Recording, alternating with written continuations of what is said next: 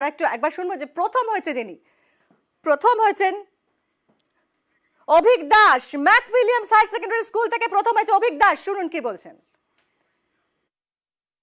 আশা ছিল পরীক্ষা ভালো হয়েছিল, এটা আশা করেছিলাম যে প্রথম 10-এর মধ্যে বা প্রথম 5-এর মধ্যেই থাকবো, তবে একেবারে প্রথম হয়ে যাব সেটা তো আশা করিনি। সেটা যে সত্যি সম্ভব হয়েছে, একেবারে প্রথম পজিশন আমি নিতে পেরেছি, তার জন্য আমার খুবই আনন্দ হচ্ছে। নিয়মিত আমি পড়াশোনা করতাম, 8 থেকে 10 ঘন্টা পড়াশোনা তো হয়েই যেত।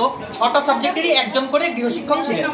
আমার ভবিষ্যতে অ্যাস্ট্রোফিজিক্স নিয়ে গবেষণা করে সায়েন্টিস্ট হওয়ার ইচ্ছে। আমি মাধ্যমিকে রাজ্যে 4th হয়েছিলাম। আমরা আবারও কথা বলবো, আমাদের সঙ্গে রয়েছেন এই মুহূর্তে সৌম্যজিৎ নন্দী। 6th হয়েছে সৌম্যজিৎ, আবারও তোমাকে অনেক অভিনন্দন জানাই। তুমি 6th হয়েছো, মাধ্যমিকের রেজাল্ট কেমন হয়েছিল? সেটা হয়নি, তারপর চেষ্টা করেছিলাম।